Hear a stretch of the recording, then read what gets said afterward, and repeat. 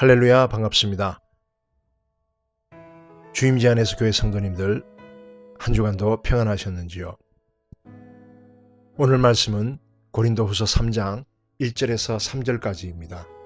제목은 하나님의 편지입니다. 현재 그리스 아테네에 위치한 고린도는 아주 번영한 도시였습니다. 지리적으로 이오니아 해와 에게해 사이에 폭이 매우 짧은 지협에 위치해 있던 지형적 조건으로 무역이 일찍부터 발달해 있었고, 그런 덕에 무역의 중심지로서 세계 각국의 장사꾼들이 그곳으로 집결한 것을 엿볼 수 있습니다. 그로 인하여 상업적 도시로서 그곳의 사람들은 지극히 세속적 인간의 본성인 재리에 아주 밝아 있으며 이기적이고 엄난했던 도시였습니다. 이렇게 번창한 도시들은 대체적으로 문화의 수준이 높은 편이었죠. 의식 수준과 헬라 철학의 바탕을 둔 그곳 사람들의 학문이 상당한 수준에 올라 있었던 것을 알 수 있습니다. 그런 곳에서 사도 바울께서는 1년 반 정도 머물면서 교회를 세우고 사역을 하였습니다. 또한 거기에 동역자들로서는 실루아노와 디모데였던 것을 우리가 잘 알고 있습니다. 바울 사도께서 고린도를 떠나서도 그들에게 편지를 띄워 애정 어린 관심과 교제를 나누었던 것을 보면서 그런 영적 교제의 편지가 있었기에 지금 고린도 전후서가 우리에게 증거되어지고 있는 것입니다. 고린도 교인들에게 보낸 편지의 내용들로서는 당파 문제와 분류 문제, 또 소송 문제에 관련된 것이 언급되고요. 혼인에 관한 것, 우상 제물, 여자들의 수건을 쓰는 것에 관한 것, 성찬, 은사, 부활, 헌금, 그리고 아볼로 문제에 대한 편지의 내용을 담고 있습니다. 오늘은 본문 말씀에 우리가 충실하기 위해서 고린도후서 3장에 표현되어지는 바울 편지를 묵상하며 여기에 묻어있는 바울 사도의 간절함은 오직 그리스도 예수의 복음만을 붙잡으라는 고린도 교인들에게 권면과 하나님의 사랑을 품고 애틋하게 진리를 각인시키는 바울 사도의 마음을 담은 편지였던 것을 우리가 압니다. 그의 편지는 아주 간결하면서도 얼마나 깊이가 있는지 먹으로 쓴 것이 아닌 하나님께서 그분의 영으로 우리들의 마음판에 쓰셨다라는 표현을 하였습니다. 다시 한번 우리 그리스도인들에게 영혼의 십자가의 위로를 더하시는 말씀이기도 합니다. 이 편지 안에는 영적으로 낳은 자녀들인 고린도 교회 교인들이 바울 사도께서 다른 선교지를 떠난 틈을 타서 예루살렘으로부터 온 거짓 선생들로 인하여 신앙에 혼란이 조장되어져 고린도 교인들에게 오직 예수 그리스도만을 믿었던 그 믿음이 흔들리고 있었던 것을 우리가 엿볼 수 있습니다. 거짓 선생들은 예루살렘에 권위 있는 율법기관에서 발급된 추천서를 들고 와서는 자신들이야말로 권위가 있는 진짜 사도인 것처럼 꾸며 자랑하고 사도 바울에 대하여서는 진정한 사도도 아니라고 고린도 교인들을 꼬였던 것입니다. 그로 인하여 고린도 교인들은 마음이 흔들리면서 바울과 바울이 전한 복음에 불신을 가지기 시작하며 다른 복음을 따라가고자 하였던 사건을 오늘 본문 편지에서 다루고 계시는 것입니다. 사도 바울은 말씀하십니다. 거짓 사도들처럼 자신들을 내세울 만한 추천서를 가지고 와야 하는 것이 아니다. 그런 것은 필요 없다라는 것입니다. 추천서를 편지로 바꾸어 쓰고 있습니다. 여기에서 놀라운 사실을 우리가 발견합니다. 고린도 성도들의 마음에 쓰여진 편지를 무사람들이 알고 읽는다라고 말씀하고 계시죠. 너희는 우리의 편지라 우리 마음에 썼고 무사람이 알고 읽는 바라. 놀라운 진리입니다. 세상 사람들은 하나님의 편지인지 또는 세상적인 편지인지 2절에 알고라고 분명히 기록하고 있습니다. 우리가 간혹 예수님을 모르는 세상 사람들에게서 하나님으로부터 나올 만한 그런 지혜의 말과 행함들을 간혹 접할 때가 있습니다. 이것을 볼 때 인간의 내면은 하나님의 세계의 것과 지극히 세속적인 것들을 어렴풋이 느끼고 있다라는 것, 그것이 바로 예수 그리스도의 편지인지 무사람들이 알고 읽는다라는 뜻이 아니겠습니까? 이 마음에 써놓은 편지를 무사람들이 어떻게 읽는다는 것일까요? 그것은 바로 그리스도인들로 하여금 가정과 이웃 그리고 사회에서 그리스도의 십자가로 구별된 자들로서의 선한 행동들을 보고 읽는다라는 표현을 하신 것입니다. 특별히 현대사회에서는 회사를 취직하려고 할 때 사람의 내면에 들어있는 우직함과 용기, 착한 마음씨 또는 그 사람이 지니고 있는 재능들을 보는 것보다 언변과 외모를 볼 때가 많이 있습니다. 그래서 하나님을 닮은 형상을 가진 인간들이 전혀 죄책감 없이 성형수술들을 많이 합니다. 그것은 이런 외모 중심적, 물질 만능주의, 윤리와 도덕을 망각해버리고 인류의 보편적 가치만을 주장하며 그럴 땐 자유주의의 개인주의를 최우선으로 생각하는 현상들이 세상에 만연해 있기 때문이지요. 이것은 사탄의 문화입니다. 그러나 세상뿐만이 아니라 요즘은 그리스도인들이 모이는 공동체인 교회 안에서도 흔하게 볼 수 있는 일들인 것입니다. 그리스도인이라고 자처하는 사람들이 십자가의 영성에 기반한 것이 아니라 사회 인지도에 따라 또는 재력가인지 아닌지에 따라 교회 내에서도 그 신분을 이용하여 자신의 힘을 과시하려거나 학벌, 재산, 나이 등 다양하게 교회 내에서 그런 것들이 과시용으로 이용되는 것을 우리가 흔하게 접합니다. 이런 행태들이 무사람들에게 읽혀지게 될 때 세상 사람들로 하여금 눈살을 찌푸리게 하고 이런 것들로 비방거리를 제공하게 하며 기독교를 폄하하는 발언이 빈번하게 세상 뉴스에 오르게 되는 것입니다. 이것은 분명히 우리가 잘못 알고 있는 것이지요.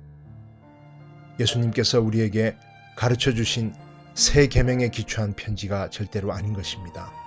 하나님과 이웃보다 자신과 돈을 더 사랑했던 세상적 악한 버릇들을 고쳐나가기는커녕 똑같이 교회 안에서도 행동할 때 이 행동들로 말미암아 무사람들은 알고 읽고 있다라는 것입니다. 오늘 고린도 교인들에게 믿음이 흔들리는 모습이 나타납니다. 이것이 하나님께서 허락하신 편지인지 자유주의 신학이 만들어낸 세상적 가치에 기반한 편지인지 또는 기독교 사업협의회에서 내려온 공문화된 편지인지 그것을 왜 분간하지 못하겠습니까? 분간하지 못하는 그 이유는 그들이 거짓된 교리에 물드는 이유입니다. 현대 기독교도 마찬가지가 아니겠습니까? 하지만 고린도 교인들에게 주님은 힘과 용기를 허락하시며 막힌 영적 부분을 뚫어주시는 말씀을 선포하십니다. 너희는 우리의 편지라 우리 마음에 썼고 무사람이 알고 읽는 바라. 사랑하는 성도 여러분, 접었던 편지를 다시 꺼내어 세상 사람들이 읽을 수 있도록 행동해야 하는 것입니다. 네, 그렇습니다. 무사람들이 하나님을 몰라도 인간들의 내면에는 하나님의 형상이 있기 때문에 선악간에 구분이 되어지는 것입니다. 즉 귀소 본능에 기반한 것이지요. 예수 그리스도가 나의 구세주라고 고백하는 진정한 그리스도인에게로부터 세상이 알 수 없고 세상이 줄 수 없는 평안이 읽혀지며 나의 죄를 대신하여 예수님께서 피 흘리시며 죽으셨던 것을 깨닫고 인정하게 하는 편지가 읽혀져야 하는 것입니다. 하지만 예수님의 마음을 매우 아프게 하는 것은 그런 편지는 현대판 기독교인들에게서는 많이 읽혀지지가 않고 있는 상황입니다.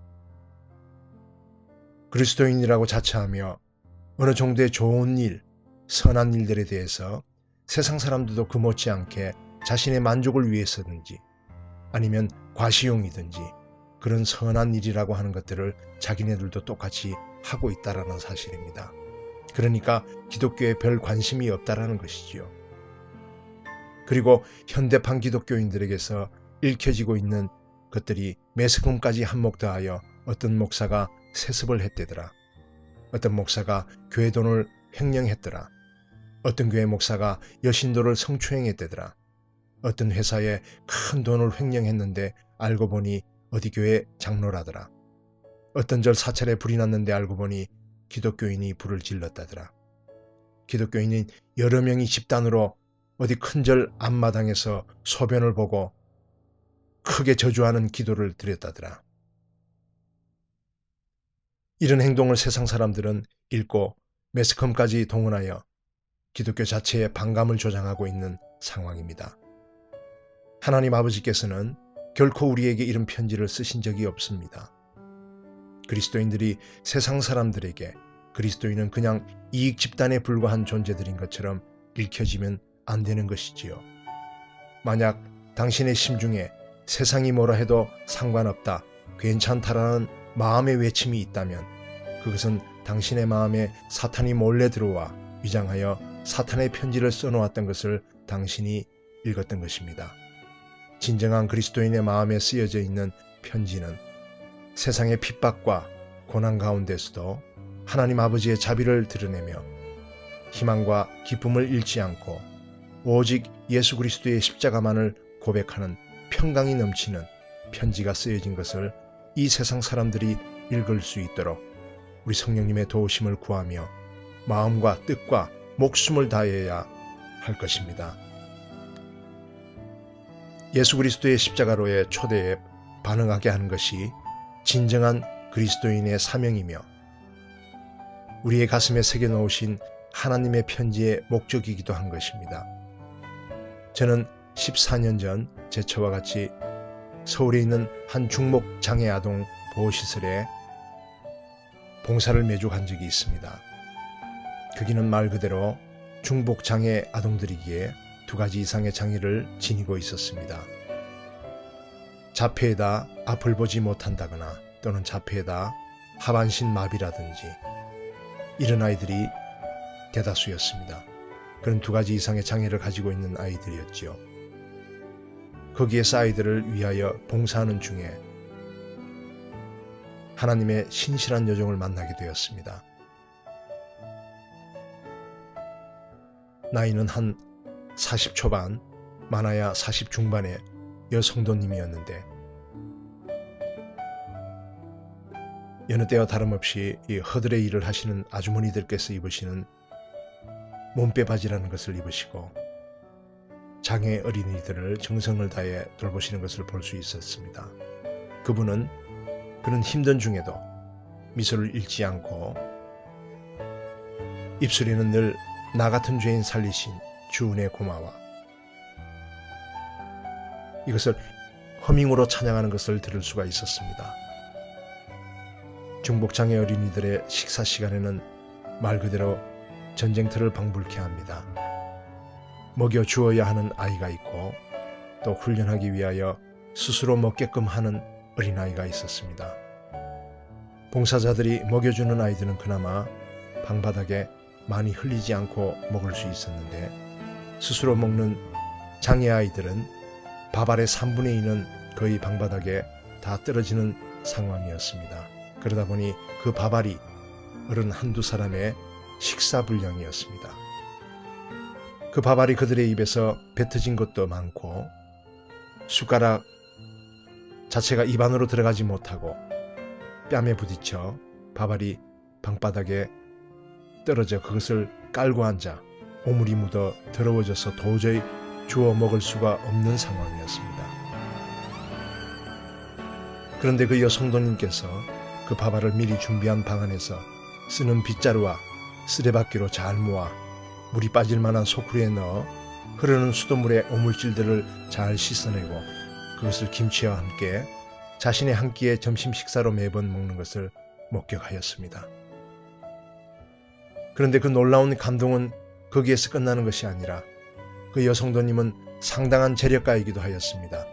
재산이 50억 가까이 되는데 그 돈은 소년 소녀 가정들과 홀로 사시는 독거 노인을 위하여 자신이 죽는 날까지 그들만을 위하여 쓰고 관리하려고 맡아 가지고 있는 하나님의 물질이라는 것을 옆 사람을 통해서 간증을 듣게 되었습니다. 쓰레기통으로 들어가야 할 밥알을 먹으면서도 웃음을 잃지 않았던 그 모습. 그런 엄청난 재산을 소유하였는데도 불구하고 자녀 셋과 남편분, 5 식구가 24평 조그마한 아파트에서 기거하며 자신과 가족을 위해서는 철두철미하게 구두쇠로 살면서 헐벗고 오갈 데 없는 영혼들에게 하나님의 자비를 대신하여 심부름꾼으로서 넉넉하게 베풀었던 그 여성도님의 마음에 쓰여진 하나님의 편지를 저는 읽었습니다. 지금 14, 15년이 지난 목회자가 되어 있는 저의 가슴에 아직까지도 감동의 편지로 추억되어져 있지요. 이렇게 하나님께서 직접 인간의 마음에 영으로 쓰신 편지는 어느 무사람들이 읽었더라도 그 편지에 감동되었을 것입니다. 영혼이 소생하고 예수님은 나를 위해 죽으셨고 나에게 영생을 허락하실 유일한 분임을 알게 하는 십자가의 편지를 무사람이 읽고 그런 예수 그리스도의 품에서 영원히 살고 싶어서 오늘도 교회 문턱을 힘차게 뛰어넘어 그분의 품으로 뛰어들어오는 세상에서 타락하고 상처받은 문영혼들이 분명히 있으리라 확신합니다. 진실된 그리스도인들에게 읽혀지는 편지는 하나님의 사랑에 근거한 것이라야 합니다. 예수님의 십자가 사랑과 십자가의 헌신에 근거한 것이라야 합니다. 저는 얼마 전 인터넷에서 바울의 편지에 대해 한 글을 읽게 되었는데 이 편지는 성경 말씀에 근거하여 익명으로 올라있는 사도 바울의 편지였습니다. 여러분들에게 소개하려 합니다. 성경 말씀에서 볼 수 있는 내용들입니다. 바울이 디모데에게 십자가의 도를 포기하지 말고 끝까지 전투하며 천국에서 만나자라는 내용입니다. 사랑하는 나의 아들 디모데에게 디모데, 하나님의 은혜로 예수 그리스도의 사도된 나 바울은 이렇게 편지로 문안하네. 선하시고 자비로우신 주님의 은혜와 평강이 자네와 늘 함께 하기를 기도하네. 나는 말일세 지금 옥중에서 며칠 뒤면 집행될 사형 날짜를 앞두고 이 편지를 쓰고 있다네. 아마도 이것이 자네에게 보내는 마지막 편지가 될 수도 있을 걸세. 매일 밤 자네를 위해 기도할 때면 내 마음은 형언할 수 없는 기쁨과 감사로 벅차오름을 느낀다네. 항상 청결하고 깨끗한 마음으로 주님을 의지하는 자네의 거짓없는 믿음을 알기 때문이지. 로마 황제의 극심한 박해 속에서도 주와 복음을 위해 싸우며 믿음이 연약한 자들을 붙들어주는 자네의 모습을 그려볼 때면 늘 큰 위안을 받는다네. 내 아들 디모데여, 우리가 복음으로 인해 고난을 받고 죽게 된다 하여도 그때가 곧 천국에서 주와 함께 영원히 사는 때의 시작임을 생각하면 큰 위로가 되지. 우리가 이 땅에서는 불같은 시험과 환난 속에 살고 있지만 이 어둠의 터널이 끝나는 날 주님과 함께 천국에서 왕노릇하게 될 것을 생각해보게나 이 얼마나 가슴 벅찬 일인가. 내 사랑하는 디모데여, 다음에 적는 사항을 잘 새겨두도록 하게나. 마지막 때가 되면 고통하는 때가 이르게 된다는 것을 말이야. 사람들은 자기를 사랑하며 돈을 사랑하며 자긍하며 교만하며 진리를 회방하고 부모를 거역하며 감사할 줄 모르며 거룩하지 못하며 무자비하고 원통함을 쉽게 풀지 않고 참소하며 절제하지 못하며 사나우며 선한 것을 좋아하지 않고 서로 배반하며 하나님보다 쾌락 사랑하기를 더욱 일삼는 일이 일어날 걸세. 다시 말해서 경건의 모양만 남고 주를 따르는 참된 믿음이 식어져가는 세대가 곧 오고야 말 걸세. 하지만 자네는 이 어그러진 세대를 본받지 말고 주의 선하신 뜻을 옳게 분별하여 더욱 경건한 삶을 힘써 살아야 하네. 이들 중에는 교묘하게 남의 집에 들어가 어리석은 여자들을 꼬여 자기들의 거짓 교리를 퍼뜨리는 자들이 있으니 이들의 거짓 교리에 빠진 자는 여러 욕심의 노예가 되어 항상 배우지만 결국 진리의 지식에 이를 수가 없음을 바로 알게나. 내가 주와 복음을 위해 안디옥과 이고니온과 루스드라에서 당한 핍박을 자네도 직접 보았듯이 무릇 그리스도 안에서 경건하게 살고자 하는 자는 핍박을 받을 거라네. 그러나 그럴수록 자네는 내게 배우고 확신한 일에 더욱 힘써 거하게나 또한 모든 사람으로 하여금 구원에 이르는 지혜를 알려주는 성경으로 철저히 자신을 무장하기 바라네. 모든 성경은 하나님의 감동으로 쓰여진 것이며 교훈과 책망과 바르게 함과 의로 교육하기에 유익한 것이라네. 사랑하는 디모데여, 말세가 되면 사람들은 진리의 교훈을 받지 않고 귀가 가려워서 자기 사욕을 쫓을 스승을 많이 두고 진리를 떠나 헛된 가치관과 속임수에 빠져 살아가게 될 것이라네. 그러나 자네는 굳세게 서서 주를 위해 고난받는 것을 두려워 말고 전도인으로서의 직무를 다 하기 바라네. 이제 내가 믿음의 선한 싸움을 싸우고 나의 달려갈 길을 마치고 한결같이 믿음을 지켰으니 이제 주님이 예비하신 영광스러운 면류관을 내게 주실 것을 확신하네. 이 면류관은 나뿐 아니라 주님의 재림을 사모함으로 경건하게 살아가는 모든 이들에게 주어질 것이라네. 디모데여, 주 안에서 한 일꾼된 브리스가와 아굴라, 오네시보로의 집에 무난하게나 더욱 하나가 되어 모이기를 힘쓰길 바라네. 내 아들 디모데여, 자네만 생각하면 내 눈에서 자꾸 눈물이 나온다네. 이 세상에서는 어쩌면 자네를 다시는 못 보게 될지도 모른다는 생각이 드네. 자네가 언제나 변함없는 그분의 은혜 가운데 깊이 거할 수 있도록 기도하겠네. 마지막 주님 오실 날까지 주님의 일에 더욱 힘쓰는 자가 되어야 하네. 그럼 이만 나의 달려갈 길과 주 예수께 받은 사명 곧 하나님의 은혜의 복음 증거하는 일을 마치려 하면은 나의 생명을 조금 더 귀한 것으로 여기지 아니하노라. 이상입니다. 참으로 나의 영혼이 자유함을 얻습니다. 이처럼 하나님의 편지는 우리 영혼을 소생시키는 것이지요. 아멘입니다. 그 후 바울은 네로 황제에 의해 순교의 꽃으로 사라졌으며 디모데는 바울의 후계자로서 복음을 위해 수고하다가 네로 황제 때 화형을 당하였다고 합니다.